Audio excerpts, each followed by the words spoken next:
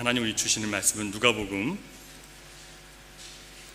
2장 36절부터 누가복음 2장 36절부터 38절까지 말씀을 우리 함께 같이 같은 목소리로 읽도록 하겠습니다. 누가복음 2장 36절부터 38절까지 말씀입니다.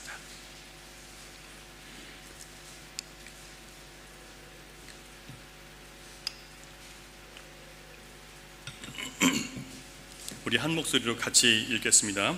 또 아셀 지파 바누엘의 딸 안나라 하는 선지자가 있어 나이가 매우 많았더라. 그가 결혼한 후 7해 동안 남편과 함께 살다가 과부가 되고 84세가 되었더라. 이 사람이 성전을 떠나지 아니하고 주야로 금식하며 기도함으로 섬기더니 마침 이때 나와서 하나님께 감사하고 예루살렘의 속량을 바라는 모든 사람에게 그에 대하여 말하니라. 아멘. 모든 인생은 기다림을 통해서 어떤 결과를 얻게 되어 있습니다. 기다리지 않고 되는 일은 없는 것 같아요. 예를 들면 우리가 씨를 뿌리고 물을 대고 보살펴야 여름과 가을이 지나서 추수할 수 있는 결실을 얻을 수 있게 됩니다. 기다려야 됩니다. 부모가 아무리 아기를 빨리 갖고 싶어도 10달을 기다려야만 뱃속의 아기를 만날 수 있습니다. 사업도 마찬가지라 기다리는 기다림이, 잘 인내하며 기다리는 기다림이 필요합니다. 이런 기다림에는 항상 두 가지 마음이 우리 안에 교차할 수 있는데요, 결실을 기대하는 즐거운 마음과 또 한편으로는 예상치 못한 불행한 일들이 벌어져서 실패할까 하는 그런 염려하는 마음이 우리 안에 생길 수 있습니다. 그래서 때로는 이런 생각이 들어요. 차라리 우리가 기다리는 모든 것들의 결과를 미리 다 알 수 있으면 얼마나 좋을까? 하나님이 좀 미리 좀 결과를 알려주시면 얼마나 좀 편안하게 살 수 있을까? 이런 생각이 들 때가 참 많은 것 같아요. 교회를 시작하면서도 믿음이 좀 있어야 되는데 주님이 함께 하시고 주님이 열어주시고 주님이 다 역사하실 것을 믿고 예비하신 것을 믿어야 되는데 그 믿음이 없으니까 늘 초조하고 불안할 때가 많은 거예요. 우리 자녀들이 우리가 기대하는 것처럼 잘 자라주고 똑똑하고 착해서 부모에게 잘 순종하고 좋은 생각만 하고 건강하고 외모도 지능도 재능도 양쪽 부모 중에 괜찮은 것만 모아놓으면 얼마나 좋을까? 연로하신 부모님이 아프지 않고 건강하게 사시면 얼마나 좋을까? 우리가 만든 제품을 시장에 내놓았을 때 기대하는 만큼 반응이 좋으면 얼마나 기쁠까? 그러나 생각보다 반응이 좋지 않으면 쌓여가는 그런 재고만큼 염려와 불안의 높이가 높아질 수밖에 없는 것이 사실 우리가 살아가는 현실입니다. 그리고 우리가 기대하는 그 기대처럼 항상 부모님이 건강하시지도 않고 항상 자녀가 좋은 쪽만 담지 않은 것이 드러날 때 참 하나님 왜 이러십니까 하는 야속한 마음이 들 때가 있습니다. 이처럼 여러분, 세상 모든 것은 확실한 것이 없고 우리가 항상 긍정적으로 생각하기에는 불행한 일들이 사실 참 많이 자주 벌어집니다. 인생의 피곤함이, 인생의 고단함이 바로 여기에 있다는 생각을 우리가 하게 됩니다. 우리가 모든 걸 안다면 얼마나 좋을까요? 그러나 우리 기독교인들은 이 기다림의 시간들을 염려와 초조와 불안함으로 기다리지 않고 넉넉히 이길 수 있는 능력을 이미 예수 그리스도 안에서 갖추고 있음을 여러분 믿으시기 바랍니다. 이미 우리는 갖추고 있어요. 불안과 염려와 초조와 두려움을 넉넉히 이길 수 있는 그 능력을 우리는 이미 갖고 있어요. 아멘. 여러분 이미 있어요. 그 능력은 무엇이고 그 긴 기다림의 시간은 우리가 어떻게 채워야 되는지 오늘 예수 그리스도를 기다리는 사람 두 번째 시간을 통해서 여선지자 안나의 이야기를 통해서 함께 우리가 이 말씀을, 은혜를 나누도록 하겠습니다. 안나는 오늘 본문을 보면 아셀 지파 바누엘의 딸 안나라라고 그렇게 얘기를 했습니다. 안나라는 이름은 헬라어로 얘기하면 한나예요. 한나. 그래서 그 뜻은 서진사님 따님 이름이 한나죠. 뜻이 뭔지 아세요? 은혜라는 뜻이에요. 헬라어 은혜라는 뜻입니다. 그러니까 하나님의 은혜라는 거예요. 그 딸이 하나님의 은혜였다는 거예요. 야곱의 12명의 아들 중에 8번째 아들이 아셀인데 그 아셀 지파의 후손으로 바누엘의 딸이라고 그렇게 기록되어 있습니다. 예로부터 아셀 지파는요, 미녀가 많이 나오는 지파로 유명했다고 합니다. 그래서 왕비나 제사장의 딸들이 주로 아셀 지파에서 많이 데리고 갔대요. 그만큼 지금 이 안나는 믿음과 미모와 지성을 겸비한 여인으로 그렇게 추측을 합니다. 당시 유대 처녀들은 14살을 전후해서 보통 결혼식을 올렸다고 해요. 따라서 14세에서 결혼해서 7년 동안만 남편과 함께 살다가 그 다음에 22세부터 84년 동안이나 과부로 지냈다는 뜻이에요. 그러면 당시 안나의 나이는 105세 정도 된 거였습니다. 22이라는 한창 나이에 과부가 되어서 84년이나 긴 세월을 홀로 지내고 홀로 자식을 키웠다는 것은 정말 쉽지 않은 일이었을 거예요. 여러분 한번 생각해 보세요. 내가 지금 결혼해 사는데 남편이 없이 내가 혼자 자식을 키워야 한다면, 물론 여기 우리 교회는 그러신 분들 계세요. 훌륭하게 하신 분도 계세요. 하지만 내가 지금 아내가 있는데, 남편이 있는데 내가 아내가 없이, 남편이 없이 내가 혼자 앞으로 자녀를 키워간다고 생각하면 앞이 아득할 거예요. 그런데 안나는 그 어려운 환경을 이겨냈습니다. 먹여 살려야 할 어린 자녀들이 있었을 것이고 유혹하는 많은 사람들이 있었을 거예요. 그러나 안나는 하나님의 약속이 성취되는 그 날까지, 예수 그리스도께서 오시는 것을 보는 그 날까지 자신의 몸과 마음을 잘 지키면서 기다릴 수 있었습니다. 여러분, 기다림에는요 항상 많은 유혹이 있기 마련입니다. 젊은 과부가 자신의 불안한 인생을 힘 있는 남자에게 맡기고 싶은 마음이 왜 없겠습니까? 그런데 안나는 젊은 과부의 이 외로움의 고통을 이겨냈고요, 남편을 향한 그리움을 극복했고 생활의 불안과 염려를 이겨냈습니다. 어떻게 이겨낸 줄 아세요? 본문을 여러분 보셔서 찾으세요. 같이 한번 읽겠습니다. 37절 같이 읽습니다. 시작. 과부가 되고 84세가 되었더라. 이 사람이 성전을 떠나지 아니하고 주야로 금식하며 기도함으로 섬기더니. 어떻게 했어요? 어떻게 해서 이겨냈습니까? 성전을 떠나지 아니하고 주야로 금식하며 기도함으로 이겨냈다고 얘기를 합니다. 여러분, 때로는 밤에, 때로는 낮에, 때로는 종일 금식하면서 기도했다는 얘기는요, 그만큼 유혹이 많고 힘들었다는 얘기예요. 무슨 얘기냐면, 금식은요 자기를 죽이는 과정이 바로 금식입니다. 여러분, 혼자 살기 위해서 얼마나 살기 위해서 노력해야 되겠습니까? 한번 생각해 보세요. 자기 혼자 젊은 나이에 과부가 돼서 아이들을 키워야 되는데 얼마나 살기 위해서 발버둥 쳐야 되겠냐 말이에요. 얼마나 이 아이들을 위해서 처절하게 살아야 되냐 말이에요. 얼마나 끔찍하게 자기를 희생시키며 살아야 되냐 말이에요. 그런데 그렇게 할 수밖에 없는 자기 그 마음을, 그렇게 살아야만 내가 살 수 있다는 그 마음을 금식하면서 죽이는 거예요. 이해가 되세요? 그 마음을, 내가 어떻게든 살아내겠다는 그 마음을 죽이면서 내가 살려고 하는 게 아니라 주님께 맡기는 지금 시간들이 가졌다는 얘기예요. 그게 바로 금식이에요. 내가 내 능력으로, 내 힘으로, 내 지혜로 살지 않고 주님의 능력을 힘입어 살겠습니다라는 것을 금식을 통해서 선언하는 거예요. 내 육신의 정욕을 위해 살지 않고, 내 쾌락과 만족을 위해 살지 않고, 주님 나를 죽여 주님의 나라를 위해 살겠습니다라는 그 고백을 드리는 거예요. 주님과 함께 살겠다고요. 그게 바로 금식이었습니다. 자신도 얼마든지 무너질 수 있는 연약한 여인이라는 것을 알았기 때문에 금식을 통해서 자신의 육을 하나님께 복종시켰던 거예요. 연약한 여인으로서 그 모든 싸움에서 이기기 위해서 선택한 것은 바로 성전을 떠나지 않고 주님의 위로를 기다리는 것이었습니다. 여러분, 우리는 주님의 위로가 필요한 사람들이에요.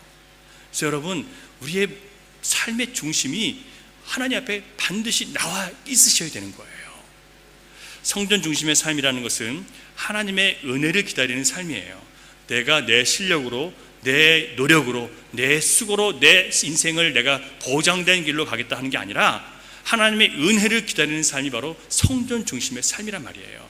여러분, 교회를 매번 나와서 금식하라고 제가 말씀드리는 게 아니라 성전 중심의 삶이라는 것은 끝까지 하나님의 은혜를 기다리는 것, 그 자리를 떠나지 않는 것이 중요하다는 얘기예요. 성전 중심의 삶은 교회에 나와서도 가능하고 여러분 일터에서도 가능하고 집에서도 가능해요. 중요한 것은 하나님의 은혜를 여러분 기다리고 계시는가?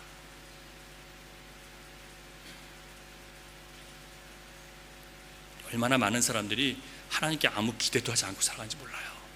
내 힘으로, 내 능력으로, 내 노력으로 다 대충 갖춰가고 살고 있거든요. 제가 나중에 또 말씀을 드릴게요. 자, 안나는 외로움을 극복하기 위해서 세상의 즐거움과 재미의 마음을 두려고 하지 않았습니다. 남편을 향한 그리움을 극복하기 위해서 다른 사람들의 정에 기대지도 않았습니다. 안나는 생활의 불편함을, 불안과 염려들을 극복하기 위해서 힘있고 물질있고 유력한 사람들의 손을 바라보지도 않았습니다. 안나는 이 모든 인간의 고통을 위해서 하나님이 예비하신 이스라엘의 위로를 기다리면서 성전에서 나와 앉아 있었습니다. 뭘 기다렸다고요? 이스라엘의 위로. 여러분, 하나님께서 주시는 그 은혜를 기다리는 그 마음이 있었단 말이에요. 여러분, 오늘 여러분의 삶 가운데, 여러분의 일상 가운데 하나님의 은혜를 기다리는 마음이 없다면 신앙을 다시 한번 체크해 봐야 돼요. 내가 내 힘으로, 내 능력으로, 내 머리로 살아가고 있다는 증거예요. 하나님을 의지하지 않고 있다는 증거예요. 여러분, 영적으로 지금 무너져 있다는 증거입니다. 기도하지 않는다는 것은요, 심각한 죄예요, 여러분. 제가 말하는 게 아니라 성경이 얘기하고 있는 거예요. 여호수아가 그러잖아요. 기도하지 않는 죄를 범하지 않겠다고, 자기는요.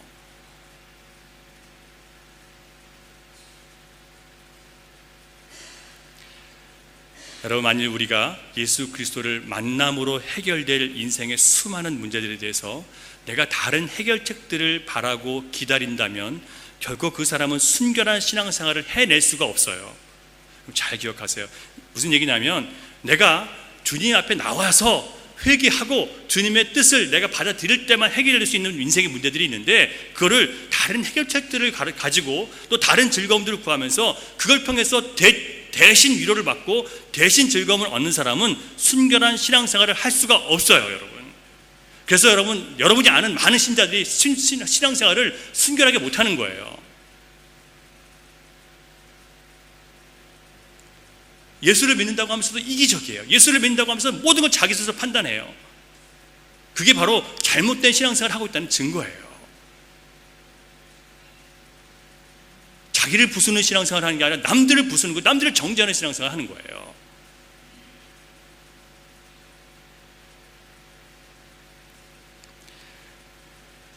많은 사람들이 오직 돈과 명예, 자신의 개인적인 성공과 인생의 문제를 해결하기 위해서 교회에 나와 있습니다.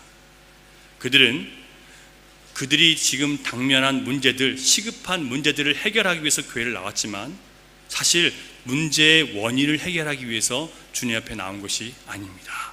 모든 문제의 원인은요, 우리의 불순종에 있어요. 여러분, 마음이 아프시더라도 잘 들으세요. 우리의 모든 인생의 문제와 갈등은 우리의 불순종에 있는 것이지 그 상황 자체가 문제가 아니에요.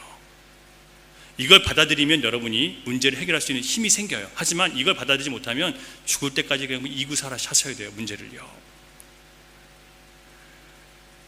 여러분, 주님은 우리 인생의 문제를 해결하기 위해서 오신 것이 아니라 문제의 근원을 해결하기 위해서 오셨어요.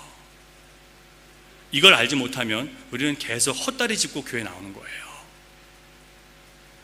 기독교의 위대한 작가 중에 하나인 C.S. 루이스가 쓴 책 중에서 스크루테이프의 비밀 보고서라는 책이 있습니다. 마귀가 어떻게 신자들을 다시 넘어뜨리는지를 기록한 책인데요.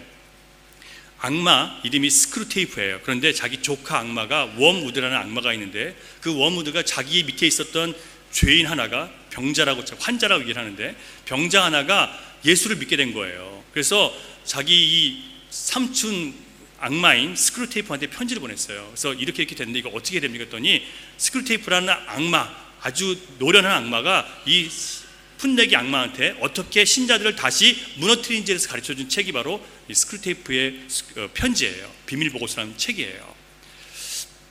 그런데 책을 보면 이렇게 나와요. 악마 스크루테이프가 조카 악마에게 쓴 편지를 보면, 그리스도인들이 된 사람을 다시 무너뜨리기 위해서 고통과 환난과 불안과 두려움을 주면 된다고 얘기를 해요. 고통과 환난을 주는 게 아니라 그냥 불안과 두려움을 주면 된대요. 그런데 불안과 두려움을 주려면 어떻게 해야 되냐면 좋은 걸 주래요. 행복하게 만들어 주래요. 그러면 행복하게 만들어주면 뭘 걱정하냐면 이 행복이 끊어질까 봐, 지금 내가 잘 되고 있는 것이 혹시 안 될까 봐 불안하고 초조하고 두려워진대요. 차라리 환난과 고통이 있으면 더 하나님께 찾아 나간대요. 그런데 그게 없으면 그거를 잃을까 봐, 내가 지금 누리는 이 행복과 기쁨을 잃을까 봐 그걸 초조해하고 불안한대요. 그래서 더 좋은 걸 주라는 거예요. 악마가 그렇게 얘기를 해요.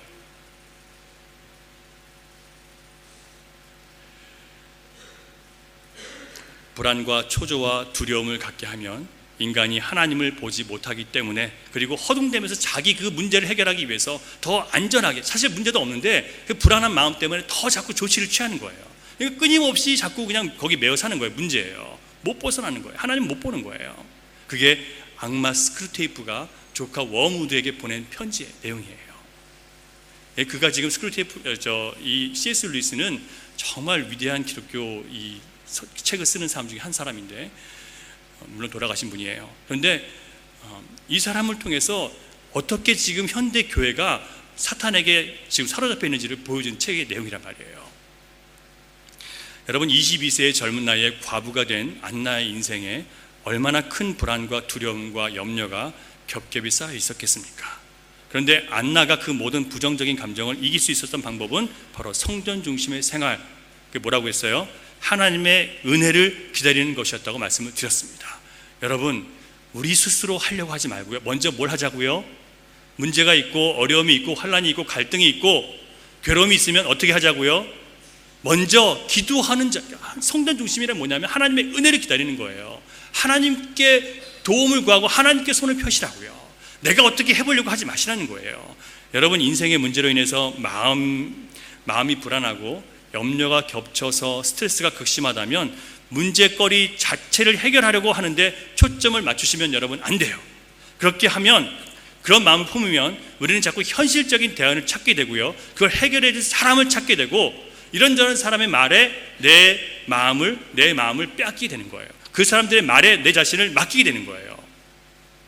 물론 여러분, 하나님은 사람들을 통해서 주님의 거룩한 일을 하시기도 하시고 우리를 돕기도 하십니다. 그러나 우리가 하나님 앞에 나와서 온전히 그분을 의지하고 하나님의 은혜를 기다리는 기도를 했느냐, 주님을 기다림으로 얻은 해결 방법이냐, 아니면 내가 그냥 찾아서, 내가 그냥 허둥대면서 여기저기 사람에게 알리고 여기저기서 일을 찾다가 그렇게 해서 얻은 대안이냐, 이걸 여러분 구분하셔야 돼요.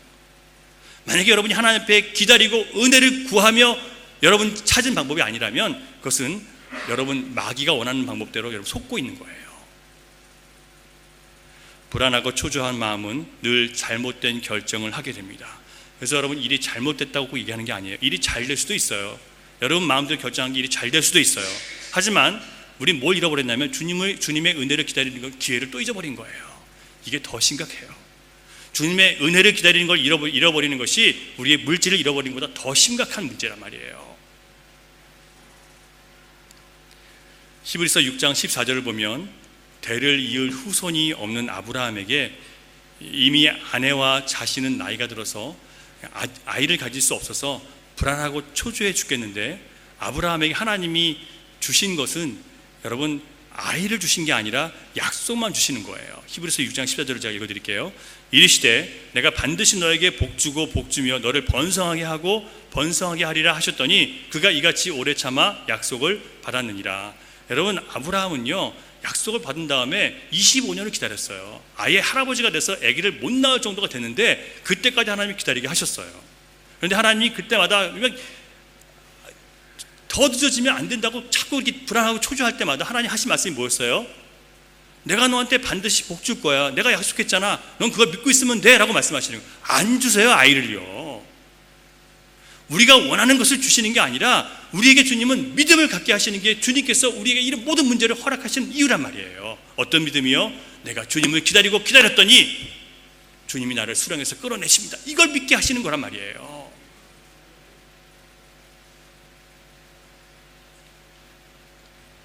아브라함의 아내 사라는 나이가 들어도 자식이 생기지 않으니까 자기의 여종 하갈을 통해서 아브라함에게 자식을 낳으라고 인간의 수단과 방법을 동원해서 아기를 가지라고 했습니다. 아기를 가졌어요. 아브라함은 이 말에 동의해서 이스마엘을 낳았지만 하나님의 뜻이었습니까? 아니었습니까? 아니었어요. 똑같아요. 아들을 낳은 건 똑같은 결과예요. 하지만 이건 누구를 통해서 얻은 거예요? 하나님의 약속을 통해서 얻은 게 아니라 자기의 수단을 통해서 얻은 거예요. 이거는 모조품이에요. 진짜가 아니에요. 우리 많은 신자들이 하나님이 주신 이 은혜를 기다림으로 받은 그 축복이 아니라 내가 모조품을 만들어 놓고 그걸 기뻐하면서 내가 복받은 줄 알고 있단 말이에요. 그러면 무슨 일이 벌어진지 아세요? 내가 모조품을 만들어 놓으면 하나님이 아브라함에게 14년 동안 안 나타나세요. 아브라함과 교제를 안 하세요. 하나님이요. 나중에 이삭을 낳게 할 때 그때 나타나셔서 이 아들이 내가 약속한 아들이 아니야라고 한마디 하세요. 그리고 내가 너한테 아들 줄 거라고. 여러분, 우리가 내가 만들어 놓은 이 모조품 가지고 내가 축복인 줄 알고 있을 때 예수 그리스도가 아닌 대한 제품을, 모조품을 내가 축복을 알고 있으면 하나님과의 교제가 없어요.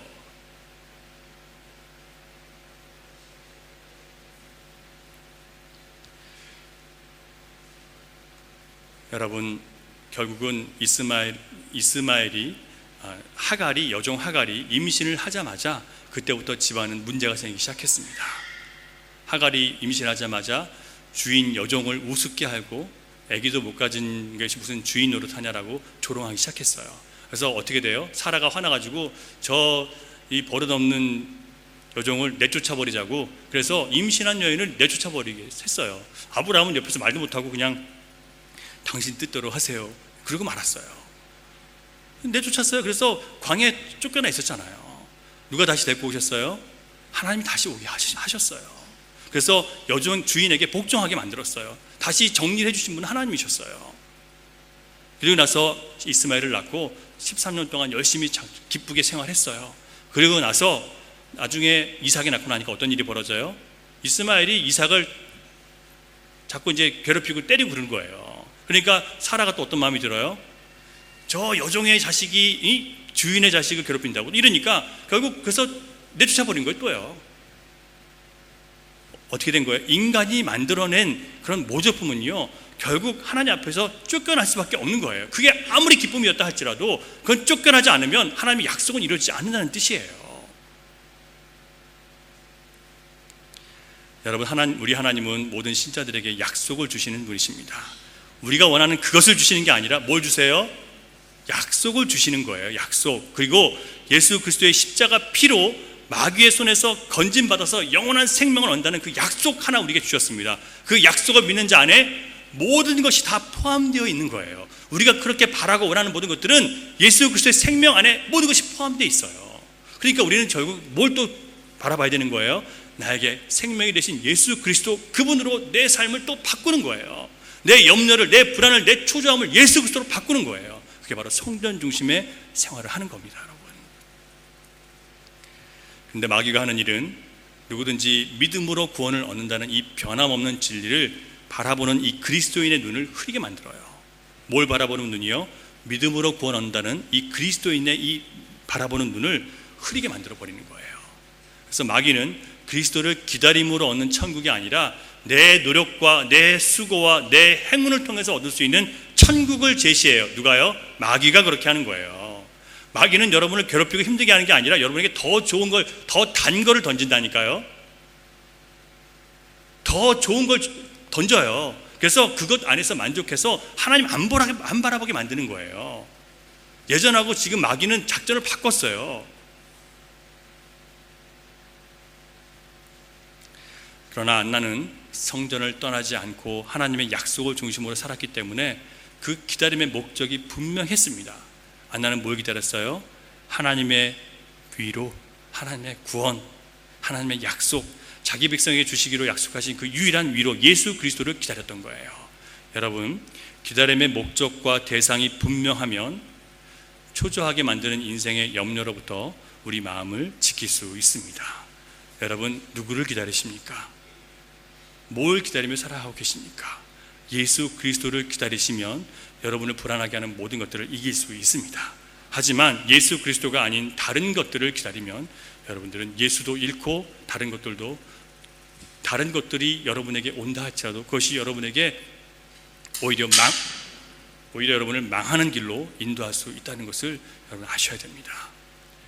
여러분, 성전 중심의 신앙이라는 것은 세상이 주는 대안과 위로와 격려를 찾는 것이 아니라 하나님이 주신 약속, 그 그 말씀을 믿는 것이 바로 성전 중심의 신앙입니다. 사랑하는 여러분, 교회에 오셔서도, 여러분 가정에서도, 여러분 일터에서도 하나님의 약속을 믿으시기 바랍니다.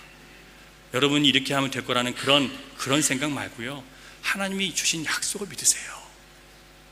그리고 하나님이 주신 지혜를 믿으세요. 그리고 순종하세요. 그 다음에 이번에 한번 다시 또 다른 걸 생각해 보겠는데요. 안나가 이렇게 성전에서 기다리는 동안 무엇을 했는지 한번 생각해 보겠습니다. 여러분, 기다림이라는 것은요, 막연한 기다림은 아니에요. 주님께서 기다리고 하시는 것은 그냥 기다리는 게 아니라 기다리면서 뭔가를 우리가 할 게 있어요. 우리가 주님께서 우리 인생 가운데 약속한 것들을 주실 때까지 우리가 뭘 하면서 기다리냐가 아주 중요합니다. 그냥 기다리는 것이 아니에요. 37절 보겠습니다. 37절 마지막 부분 보면요, 성전을 떠나지 아니하고 주야로 금식하며 기도함으로 섬기더니, 어떻게 했다고요? 주야로 금식하고 기도하며 섬겼다라고 했습니다. 아까 말씀드린 것처럼 금식은 하나님 앞에 내 생명을 맡기고 내 자신을 온전히 주님께 드린다는 의미로 금식을 하는 겁니다. 금식은 내가 원하는 것을 하나님께로부터 받아내기 위해서 하는 게 금식이 아니에요. 원래 금식의 의미는요, 나를 주님 앞에 복종시키기 위해서 금식하는 거예요. 여러분, 요즘에 이 이상한 기복주의 신앙들이 많이 들어와서 우리가 금식할 때는 내가 원하는 것을 얻어내기 위해서 발버둥 치면서 기도하는 게 금식인 줄 알고 있어요. 아니에요. 주님의 뜻에 복종하지 못하는 나를 복종시키기 위해서 금식하는 거예요. 이게 정말 주님 말씀하시는 금식이에요. 결국 안나는 육신의 정욕과 다른 유혹이 흔들어 놓을 때마다 금식하면서 자기 자신을 아버지 하나님 앞에 복종시켰던 거예요. 여러분, 왜 없겠어요? 왜 유혹이 없겠어요? 왜 자기 마음이 따라가고 싶은 대로 하고 싶지 않았겠어요? 왜 이기적으로 자신의 인생만 돌보며 살아가고 싶은 마음이 왜 없겠어요? 자기를 위해서, 자기 자신만 위해서 살아도 힘든 인생인데 어떻게 하나님 앞에 나가서 하나님의 일을 하겠다고 나갈 수 있겠습니까? 그런데 그러고 싶은 자신을 금식하면서 육신의 정욕을 치는 거예요. 여러분, 매일 교회 오셔서 금식하라고 말씀을 드리는 게 아닙니다. 우리가 하나님의 응답과 어떤 도우심을 기다려야 될 때 먼저 내 자신의 정욕과 육체가 원하는 것이 나를 끌고 가지 못하도록 나를 제어하고 절제하고 꺾는 시간이 반드시 있어야 된다는 뜻이에요. 여러분 신자이신데 만약 여러분이 하나님 말씀 안에서 여러분 자신을 절제하고 꺾는 일들이 없다면 여러분 한번 자신을 돌아보셔야 돼요. 내가 완성된 사람이 아니잖아요. 그런데 내가 내 자신을 지금 이런 부분 저런 부분에 꺾고 고민하고 갈등하면 주님 말씀으로 내가 치는 부분이 없다면 여러분 심각한 거예요. 지금요. 교만에 빠져 있는 거예요. 내가 괜찮은 줄 알고 있는 거예요. 아니에요. 여러분, 우리 모두는요 꺾어야 할 것들이 있어요. 지금 절제해야 될 것이 있어요. 제어해야 될 것이 있어요. 하나님 말씀을 통해서 깨달을 수 있어요. 이걸 안 하고 있다면 내가 지금 교만해진 상태거나 아니면 무심해진 상태, 무뎌져 있는 상태, 영적으로요. 여러분, 하나님 말씀으로 다스리기 위한 영적 전쟁을 치열하게 해나가야 되는 시간들이 필요하다는 것이 바로 금식을 선포하는 그런 이야기입니다. 그냥 마음 가는 대로 생각에 끌리는 대로 사시면 안 됩니다. 여러분, 이런 과정 없이 자기를 절제하고 부인하고 치는 시간이 없이 십자가의 예수 그리스도를 따라갈 수 있는 사람은 아무도 없습니다. 다시 한번 말씀드립니다. 우리는 기다리면서 자기를 말씀으로 진정시키고 성령 안에서 내 정욕과 내 탐심을 제어하고 죽이는 시간들을 반드시 가져야 될 것입니다. 이게 바로 기다리는 시간 동안 우리가 해야 될 일들이에요. 또 한 가지, 안나가 성전에서 기다리는 동안 했던 것은 기도하면서 섬기는 것이었습니다. 교회는 봉사하는 법을 배우는 곳이에요. 봉사는 세상 사람들이 얘기하는 봉사와 달라요. 세상 사람들이 봉사하는 것은요 자기를 알리기 위해서 하는 봉사예요. 하지만 교회의 봉사는 자기를 숨기는 법을 배우기 위해서 하는 봉사예요. 하나님의 영광을 드러내기 위해서 하는 게 진정한 봉사를 하는 거예요. 교회의 봉사는 이런 것을 배우기 위해서 하는 것이 바로 교회의 봉사입니다. 하지만 봉사가 중요하지만 봉사가 항상 기도보다 앞서서는 안 돼요. 교회는 뭐 하는 곳이에요? 만민이 뭐 하는 곳입니까? 여러분, 구약시대나 지금이나 교회는 만민이 기도하는 집이어야 해요. 교회가 사람들의 모임이 있는 곳이 뭐 같이 모여서 밥 먹고 뭐 교제하고 이런 곳이 아니라 기도하는 곳이어야 돼요. 모이면 같이 기도하시고 같이 말씀 나누고 그런 곳이 돼야 돼요. 만약에 교회가 그런 집이 아니라면 여러분, 우리가 지금 교회에 대해서 잘못 알고 있는 거예요. 다른 시급한 일이 있어도, 반가운 사람이 있어도 먼저 하나님 앞에 나오셔서 기도부터 하셔야 됩니다. 여러분, 이거는 신앙의 기초잖아요. 교회에 오셔서 먼저 예배 전에 주님 앞에 나와서 기도하시는 거, 신앙의 기초예요. 신앙의 기초가 제대로 안 되는데 우리가 뭘 주님 앞에 얘기할 게 있겠습니까? 신앙의 기초가 안 되어 있는 상태에서 뭘 주님 앞에 요구할 게 있겠어요, 우리가요?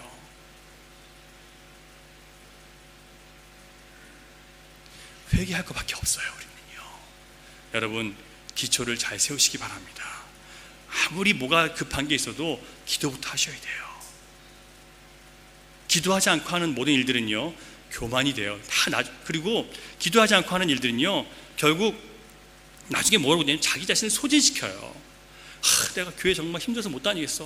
왜 이렇게 할 일이 많아, 교회. 너무 피곤해, 교회가. 왜 그래요? 기도하지 않기 때문에 생기는 현상이에요. 기도하지 않고 하는 교회 사역은 짜증만 납니다, 여러분. 저도 다 해봐서 알아요. 교회 일이 짜증나고 교회 일이 나를 소진하는 것 같다면 여러분, 기도하지 않고 계신다는 증거입니다.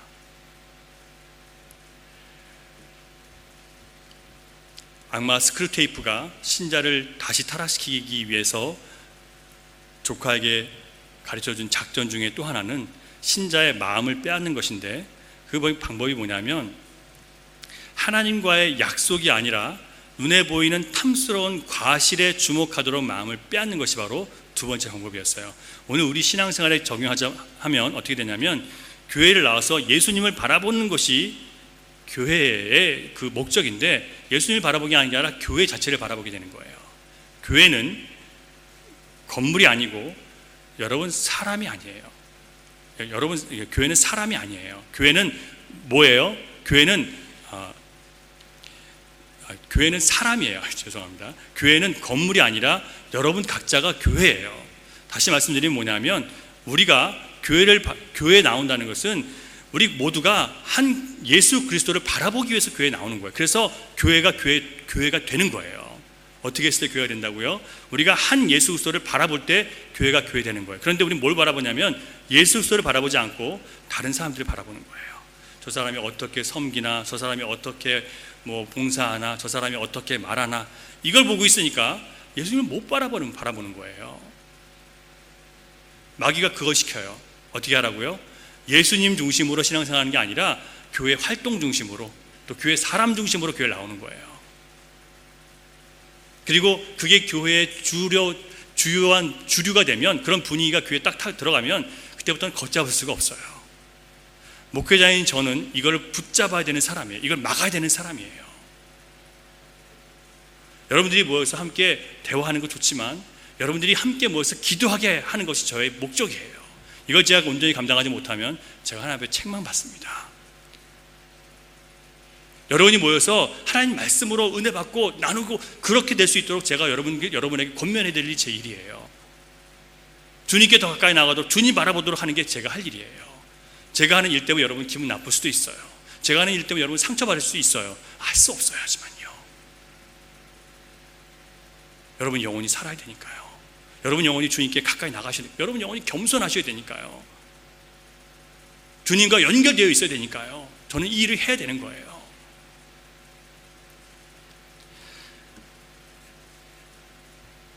영생에 대한 관심을 교회 일에 대한 관심과 충성으로 바꿔치는 것이 바로 악마 스크루테이프가 조카 워무드에게 가르친 거예요. 교회에서 뭐 하라고요? 영생과 내 구원을 위해서 교회 나오는 게 아니라 일을 위해서 나오는 거예요. 여러분, 일이 잘 보이는 사람은 항상 그게 문제예요. 일이 잘 보이면 여러분 주님 잘 안 보여요. 마르다처럼요. 그래서 여러분 의도적으로 더 주님께 집중하셔야 돼요. 더 주님께 여러분 가까이 나가시도록 여러분 노력하셔야 돼요. 안나는 84년이라는 긴 시간을 오직 한 마음으로 주님을 섬겼습니다. 그러나 그 많은 충성과 봉사의 시간들이 전혀 안나의 자랑거리가 되지 않았습니다. 왜요? 안나의 신앙은 오직 말씀의 약속을 믿고 기도하며 섬기는 것이 그녀에게 주어진 그런 기쁨이었기 때문에 그래요. 그게 여러분 내가 수고했다, 내가 정말 고생했다 이런 게 아니라 기뻐요. 그냥 여러분 교회를 위해서 여러분 자신을 드리는 게 기쁘셔야 됩니다.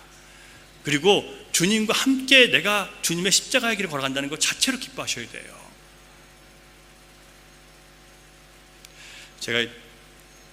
처음에 제가 이제 전도사 생활할 때 참 힘들었던 게 뭐냐면 너무 일을 많이 하다 보니까 보통 새벽에 나와서 집에 들어간 시간이 11시였어요. 그리고 토요일 날은 밤을 새고 집에 가서 씻고만 나와서 바로 예배를 시작하는데, 왜 그러냐면 영상을 만들거나 또 앞에 뭐 무대를 꾸민다거나 또 이렇게 여러 가지 편집을 해야 될 일이 많으니까 편집하는 집사님들 같이 밤을 새는 거예요. 근데 이 집사님은요 밤을 새는데도 기쁘게 새는 거예요. 저는 억울해가지고 힘들어가지고 이렇게 해가지고 사람이 어떻게 사냐 막 이러는데, 집사님은 자기는 너무 감사하대요. 그래서 이분이 이상한 건가 내가 이상한 건가 많이 고민했어요. 근데 여러분 어떤 일이 벌어진지 아세요? 결국은 그분이 하나님께서 정말 많은 은혜를 주셔서 하나님을 깊이 체험하더라고요. 저는 그분 때문에 제가 부끄러운 사람이 된 거예요. 깨달았어요. 그리고 나중에 다시 그 교회를 갔는데 더 이상 그분은 그런 일 안 하세요. 아예 전문직을 가진 그런 사람들이, 이게 직업인 사람들이 와서 고용돼서 그 교회에서 그런 일들을 해요. 그리고 그분은 전체적인 걸 다 담당하는 분이에요. 그러니까 여러분 하나님께서요 잠시 그런 고통을 통해서 체계를 만들고 그 다음에 하나님께서 그 다음 일들을 하신단 말이에요. 준비 과정이에요. 여러분 제가요 처음에는 무슨 교역자가 청소부터 시작해서 뭐 이것저것 음향을 만들고 음향 이런 설치하고 이거 다 해야 되나, 우리 교회에서 말고요 예전부터 항상 그런 얘기 생각했었어요. 근데 왜 이걸 다 해야 되냐면 박박기면서 다 해야 되는 이유는 뭐냐, 그걸 다 해보니까 교회가 어떻게 돌아가는지 아는 거예요. 주방에서 겨울에 김치도 만들었어요. 그런 거 했어요. 전도사 때요. 배추 사러 가는데 제가 사러 갔었어요. 그거 하면서 제가 깨닫는 거예요. 아, 이렇게 고생하면서 가는 거구나, 이런 헌신이 있어서 교회가 가는 거, 그거 제가 깨달은 거예요. 여러분 열린 우리 교회도 마찬가지예요. 여러분 적은 숫자지만 여러분 한 분 한 분이 희생하고 수고함으로 여기까지 온 거예요. 이제 좀 됐으니까 나는 발을 빼야지, 그렇지 않아요. 이제 시작이에요. 이제는 우리를 위해서가 아니라 사역을 위해서, 하나님께서 기뻐하신 일을 하기 위해서 우리 이제 일어나야 되는 거예요.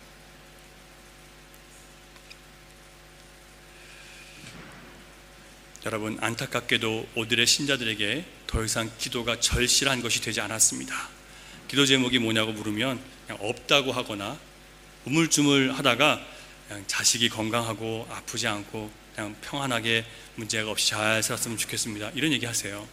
교회 5년 10년 다녀도 여전히 그 상태라면 절망하셔야 됩니다. 절망하셔야 될 일이에요. 심각한 일이에요. 여러분 히브리서 5장 12절에서 14절을 보면 히브리서 저자가 이렇게 신자들을 책망해요. 때가 오래되었으므로 너희가 마땅히 선생이 되었을 터인데 너희가 다시 하나님 말씀의 초보에 대하여 누구에게서 가르침을 받아야 할 처지이니, 말씀의 초보를 다시 들어야 될 처지가 됐다는 거예요. 단단한 음식은 못 먹고 젖이나 먹어야 할 자가 되었도다. 이는 젖을 먹는 자마다 어린아이니 의의 말씀을 경험하지 못한 자요, 단단한 음식은 장성한 자의 것이니 그들은 지각을 사용함으로 연단을 받아. 장성한 사람은 뭐하는 사람이에요? 연단을 받는 거예요. 젖 먹는 사람은요 연단을 안 받는 거예요. 조금 힘든 일이면 다 피하는 거예요. 어려우면 다 안 하려고 해요. 나는 힘든 거 싫어요. 난 쉬운 것만 할 거예요. 죽을 때까지 젖 먹이로 있다 가는 거예요. 그러니까 책망 받잖아요. 의의 말씀을 경험하지 못했다는 것은 자신이 죄인인 것을 깨닫고 회개하는 경험이 없었다는 거예요. 진실로요. 진실로. 그럼 어려울 때 잠깐 내가 죄송합니다라고 할 수 있어요. 하지만 내가 하나님 말씀을 통해서 내가 죄인과 깨닫는 건 달라요. 내가 힘들고 고생스러우니까 이게 너무 힘들어서 주님 잘못했어요, 이거는 아무나 할 수 있는 거예요. 이거는 예수님 안 믿는 사람도 해요. 자기 인생이 고달프면 누구시든 내가 잘못했어요 한다니까요. 여러분 예수님 믿는 사람은 그런 걸 고백하는 게 아니에요. 하나님 말씀을 보면서 내가 얼마나 잘못된 길을 걸어갔고 얼마나 이기적이고 얼마나 탐심에 사로잡혀 있는지, 얼마나 욕심이 많은 사람인지, 얼마나 거짓된 사람인지, 얼마나 내가 게으른 사람인지 깨닫고 그거에 대해서 회개하는 거예요. 세상 사람들의 회개가 다른 거예요. 여러분 그런 경험이 없으니까 젖먹이로 있는 거예요. 조금만 힘든 일이 있으면 나는 그런 건 안 해요. 그게 무슨 얘기냐면 나는 주님의 은혜를 받고 싶지 않아요. 똑같은 얘기예요. 나는 주님의 사람이 되고 싶지 않아요랑 똑같은 얘기예요, 여러분.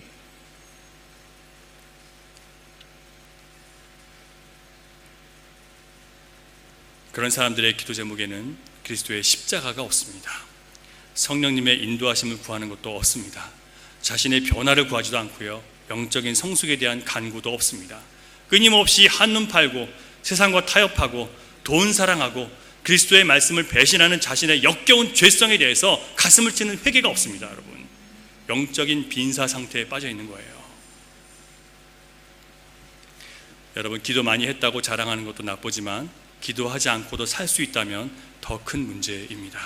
기도를 해도 그저 내 일상의 평안과 행복만 추구하는 어린아이의 기도에서 5년, 10년 교회 다니면서도 불구하고 변하지 못했다면 주님과 함께 끝까지 십자가의 길을 여러분 가지 못할 수도 있다는 것을 여러분 기억하시기 바랍니다. 교회의 모든 봉사는 사실상 영혼을 구원하고 돌보고 사랑하는 일과 관련이 있습니다. 어떤 사람은 나는 선교사의 사명을 받은 적이 없다고 얘기합니다. 선교의 사명을 받은 적이 없다고 얘기해요. 여러분, 모든 기독교인들은 선교의 사명을 받았습니다. 예외가 없어요. 단 선교사의 소명은 받지 않을 수 있어요. 여러분을 데려다가 선교사로 가라고 하나님 부르시지 않았으면 굳이 선교사로 갈 필요는 없어요. 이건 소명이에요. 특별한 부르심이에요. 하지만 사명은 누구에게나 있어요. 무슨 사명이요? 선교해야 되는 사명은 모든 신자에게 다 있어요. 이걸 거부한다는 것은 나는 신자가 아니에요 라고 하는 것과 똑같은 거예요. 물론 여러 가지 상황과 환경 때문에 못 하실 수 있어요. 마음이 있고 나중에 언젠가 할 수 있어요. 괜찮아요. 하지만 나는 선교는 아닌데, 그렇게 얘기할 수 있는 사람은 아무도 없다는 얘기예요. 만약에 우리 교회가 선교의 사명에 대해 현실적인 핑계와 재정적인 이유를 대고 만약에 우리 교회가 거부한다면 우리 교회 건축하기 때문에 힘들어서 선교를 못 갑니다, 우리 교회 아직 연약해서 선교 못 갑니다, 이러면 이건 뭘 거부한 거예요? 우리는 교회 아닙니다라고 한 거와 똑같은 거예요. 하나님 마음과 하나님의 뜻을 저버리는 것입니다. 여러분, 이런 주제에 대해서 각자 한번 기도하면서 깊이 생각해 보시기 바라요. 안나는 이렇게 성전 중심으로 금식하면서 자신을 말씀에 복종시키면서 기다렸습니다. 안나는 기도하면서 맡겨주신 사명에 충성하면서 기다렸습니다. 그렇게 살다 보니까 자연스럽게 하나님이 특별한 은사들을 주시는데 그 두 가지 은사가 38절에 나옵니다. 같이 볼게요. 38절 시작. 마침 이때에 나와서 하나님께 감사하고 예루살렘의 속량을 바라는 모든 사람에게 그에 대하여 말하니라. 먼저 감사의 은사가 생깁니다. 감사할 수 있는 은사가요, 환난과 풍파 가운데서 하나님께서 주신 약속의 말씀을 믿고 성령 안에서 그것을 이기는 체험을 한 사람이라면요, 그 어떤 상황도 지금 힘들고 어렵지만 주님의 약속을 믿고요, 주님이 함께 하심을 믿기 때문에 저는 감사할 수 있습니다라고 감사를 바꿀 수 있어요. 근데 이 체험을 못한 사람은요, 주님 나를 죽이려고 이러십니까? 막 이러고 있어요. 왜 나한테 이러십니까? 어떻게 주님 이게 왜 그런다고요? 주님께서 나를 도와주셨다는 그 성령의 체험이 없어진 거예요. 잊어버린 거예요. 그러니까 믿음이 없는 거예요. 믿음이 없으니까 감사를 잃어버리는 거예요. 체험이 없으니까 감사가 없는 거예요. 어떤 체험이요? 내가 주님께 믿음으로 순종했더니 하나님의 성령께서 역사하심으로 내가 모든 원수를 이긴 그 체험들, 그 환난을 이긴 체험이 없으니까 못 이기는 거예요. 그래서 감사가 없는 거예요, 여러분. 진정한 감사는 여러분 고난 가운데서도 감사할 수 있는 거예요. 왜냐하면 고난 가운데 주님이, 내 삶 가운데 주님이 이루시고자 하시는 주님의 은혜를 기대하면서 감사할 수 있으니까요. 지금 안나는 84년 동안이나 과부로 지내면서 뭐가 그렇게 감사할 일이 있었겠습니까, 여러분? 그런데 그 여인이 하나님 중심으로, 성전 중심으로 신앙생활을 했더니 하나님을 통해서 감사할 일이 끊임없이 생겨나는 거예요. 나에게 주어질 위로를 생각하면서 감사할 수 있었고요, 순간순간 살아갈 수 있는 길을 열어주신 하나님께 감사할 수 있었고요, 어제를 이기게 하신 하나님께 감사할 수 있었고요. 그 감사가 겹치다 보니까 나중에 내 안에서 어떤 문제가 있든지 간에 감사가 나오는 거예요. 이게 바로 감사의 은사예요. 이건 누구만 할 수 있어요? 성령 체험을 한 사람만 할 수 있는 거예요. 아는 사람들은요, 교회 아무리 나가도 감사 못해요. 아무리 오래 다녀도 감사 못해요. 그냥 불평할 게 더 많아요. 여러분, 오늘 내가 바뀌기를 간절히 바라시기 바랍니다. 감사하는 사람 모통해서요, 이미 주님께서 전에 구원하신 그 역사들을 바라보면서 주님 이것도 지나가게 하실 것이고 이걸 통해서 더 큰 합력의 선을 이루는 역사를 이루실 것을 믿습니다. 주님 감사합니다. 이렇게 하자고요. 이게 여러분 감사의 은사예요. 아무나 할 수 있는 게 아니라 누가 하는 거예요? 신자가 할 수 있는 거예요. 신자가요. 믿는 사람만 할 수 있는 거예요. 두 번째로 하나님이 주신 것은 말씀의 은사입니다. 38절을 보시면 예루살렘의 속량을 바라는 모든 사람에게 그에 대하여 말하니라. 예루살렘의 속량을 바라는 자들에게 그에 대하여 말하니라. 예루살렘의 속량을 바란다는 것은 영적으로 황폐하고 로마에 의해서 억압당하고 있는 하나님의 성전이 다시 회복되기를 바라는 게 바로 예루살렘의 속량을 바라는 건데요. 예루살렘 성전이 지금 파괴되어 있는 상태고, 파괴된 상태가 아니라 지금 로마 사람들한테 지금 뺏겨 있는 상황이란 말이에요. 성전에서 물론 예배도 드리고 할 수 있었지만 지금 이 예루살렘을 누가 점령하고 있어요? 로마가 점령하고 있었단 말이에요. 왕도 이스라엘 왕이 아니라 헤롯이라고 에돔 사람이 왕이었단 말이에요. 이런 상황이었기 때문에 지금 구원이 필요하다고 지금 생각하고 있었어요. 하나님의 도우심이 필요하다고 지금 기다리고 있는 사람들이에요.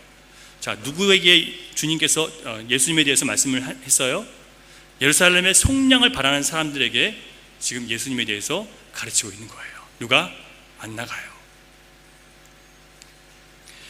여러분, 예루살렘의 속량을 바란다는 것은 영적으로 황폐한 로마에 의해서 억압당하고 있는 이 하나님의 성전이 다시 회복될 것을 기다린다는 뜻입니다.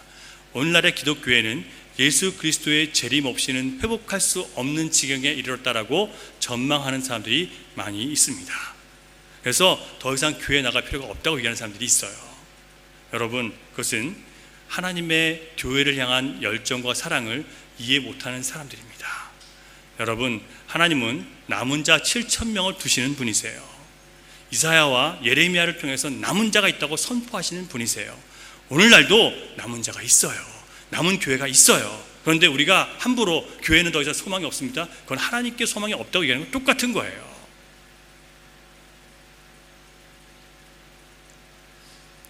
교회에 소망이 없다는 것은 바로 우리가 소망이 없다는 얘기예요. 바로 여러분이 소망이 없다는 얘기하고 똑같은 거예요. 그래서 소망이 있는 교회가 여러분이 되시면 되는 거예요.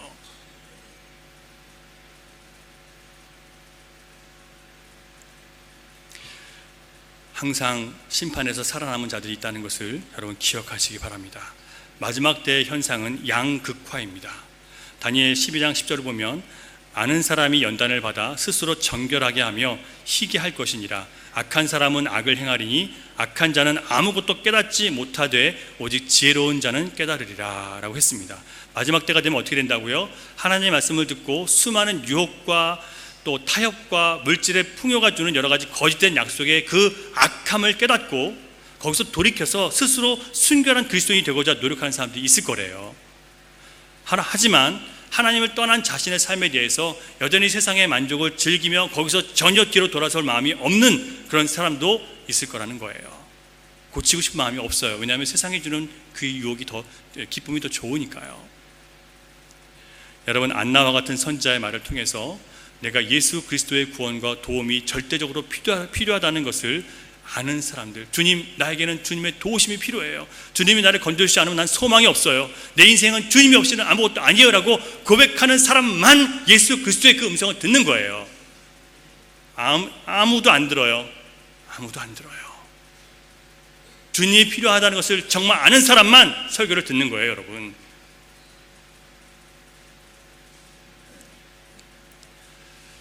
오늘 우리는 안나라는 여선자를 통해서 믿는 자들의 유일한 소망은 오직 예수 그리스도를 기다리는 것뿐이라는 것을, 이 진리를 또다시 들었습니다. 안나는 84년 동안 오롯이 예수 그리스도를 기다림으로 모든 유혹을 물리칠 수 있었습니다. 여러분, 기다림의 결과에 대한 확신이 있으면 참을 수 있습니다. 여러분, 우리가 다시 오실 예수님을 기다리는 거 맞습니까? 예수님이 다시 오심을 여러분 믿으십니까? 주님이 심판하시러 오신 것을 여러분 믿으십니까? 그 심판 때 끝까지 주님을 붙잡고 의를 구하는 자, 주님의 믿는 자에게 주님이 의롭게 하시고 그 심판을 면하게 하실 것을 여러분 믿으십니까? 여러분, 이것 때문에, 이 결과가 확실한 것을 믿기 때문에 여러분, 그래서 참을 수 있는 거예요. 안 그러면 저 같은 사람이 제일 못 참을 사람이에요. 성격 급하고 결단 빨리빨리 하는 사람입니다. 전 못 기다려요. 주님 때문에 기다리는 거죠. 기다림은 고통스럽지만 기다림 가운데서도 우리가 자신을 말씀으로 복종시키고 기도하며 주님이 맡겨주신 영혼들을 섬긴다면 기다림은 충분히 가치 있는 시간들로 채워질 수 있습니다. 안나는 인생의 많은 위기의 순간마다 성전 중심 곧 하나님 말씀을 따라 살고자 하는 몸부림이 있었고 하나님의 은혜를 기다리는 기다림을 잘 견뎌냈습니다. 물론 이 모든 것이 성령님께 나를 드릴 때만 가능하고요, 성령님께서 우리를 사로잡을 때만 가능합니다. 성령님이 우리를 부르실 때 순종하는 나의 순종이 또한 있어야 됩니다. 무엇보다 안나는 오직 예수 그리스도만이 무너진 사람들의 마음과 또 사랑하는 사람을 먼저 잃어버린, 그래서 외로움과 고통에 빠져있는, 그리고 수많은 유혹에 쉽게 넘어질 수 있는, 그래서 그 모든 삶의 그 응어리가 져있는 사람들의 유일한 위로가 오직 예수 그리스도시라는 것을 믿었기 때문에 안나는 끝까지 기다릴 수 있었습니다. 여러분, 이런 믿음이 있으십니까? 여러분의 모든 문제의 해결은 바로 예수 그리스도 한 분만이 해주실 수 있습니다. 사랑하는 여러분, 성탄을 기다리는 우리 모두는 예수 그리스도를 기다리는 가장 가치 있는 기다림을 선택해야 될 것입니다. 주님을 기다리는 사람, 오늘도 주님의 부르심에 순종하는 자들은 마지막이 좋은 삶을 살게 될 것입니다. 약속을 반드시 지키시는 신실하신 하나님께 승리의 노래를 부르시는 우리 모두가 될 수 있기를 주님의 이름으로 축원합니다. 아멘. 기도하겠습니다. 주님 감사합니다. 오늘도 어둠 가운데 있는 저희들에게 진리의 말씀, 생명의 말씀을 비춰주셔서 아버지 하나님, 우리의 모든 문제와 고통과 아픔과 환난의 근원이 바로 우리의 죄 가운데 있다는 것을 깨닫게 하시고 다시 아버지 하나님을 나의 아버지로 모시며 예수 그리스도를 나의 구원자로 영접하는 시간들이 될 수 있도록 인도해 주시옵소서. 주님, 나의 모든 고집과 나의 모든 생각을 주님 철저히 주님 앞에 꺾고 아버지 하나님 순전한 마음으로 그리스도를 쫓으며 순전한 마음으로 예수 그리스도를 사랑하는 그런 저희들이 되기를 원합니다. 아버지 하나님, 마지막 때가 되어 점점 세상은 양극화되어 주님의 말씀을 따라 살아가는 자들과 주님의 말씀을 거역하는 자들로 점점 더 양극화되고 있습니다. 하나님, 주님의 말씀을 따르는 자들로 설 수 있도록 주여 우리를 도와주시고 하나님 말씀의 두드림이 오늘도 나의 가슴을 치고 나의 영혼을 쳐서 그 앞에 순종함으로 얻는 마음의 평강이 우리 모두에게 임할 수 있도록 역사해 주시옵소서. 믿사오니 예수님 이름으로 기도하옵나이다. 아멘.